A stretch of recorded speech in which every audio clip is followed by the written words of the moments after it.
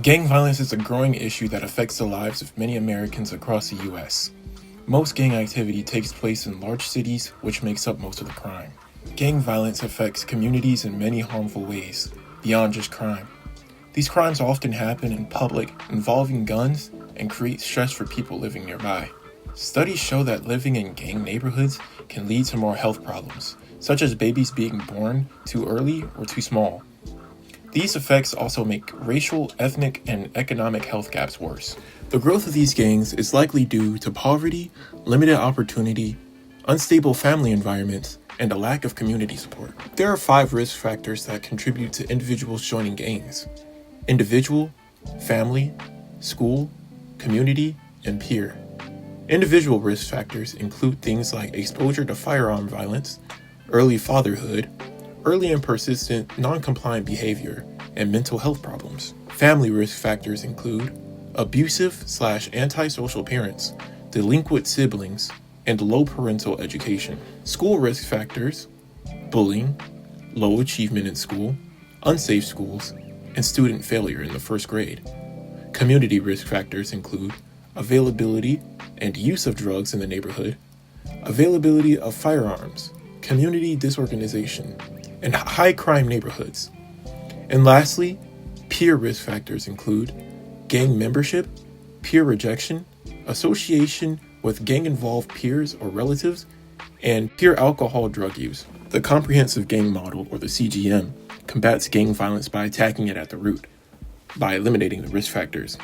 To do this, they use 4 strategies: community mobilization, which focuses on getting community members and organizations involved in working together to make a more positive environment; opportunities provision, which focuses on the development of specific programs to provide access to education, job training, and employment for both at-risk and gang-involved youth; social intervention, focuses on having schools, youth service agencies, and law enforcement, and other juvenile criminal justice organizations reach out to gang-involved youth and families and getting connected with the conventional world and needed services.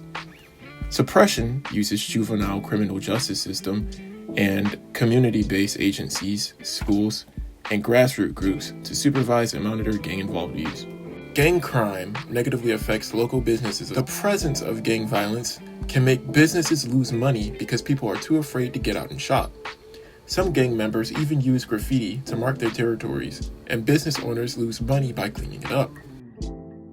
Even if you haven't witnessed or been directly affected by gang violence, it still negatively affects all of us, and the presence of gangs are destroying our communities. A 2003 study of youth gang members in Rochester, New York, found that gang members engaged in 4 times the number of crimes than youth who are not involved in gangs. In addition to thefts, gang members may threaten business owners with violence or intimidate them into handing over merchandise or cash.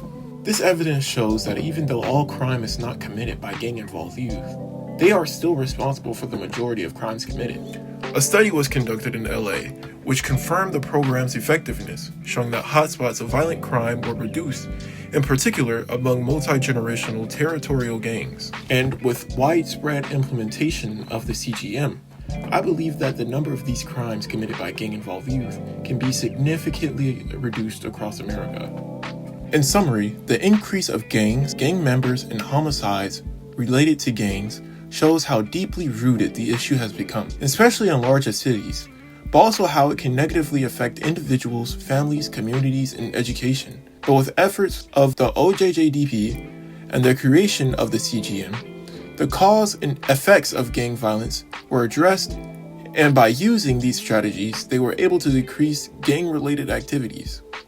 More communities across the country should become aware of these strategies, and we should come together as a society to better protect our youth from gang violence by using the CGM to reduce risk factors among the youth.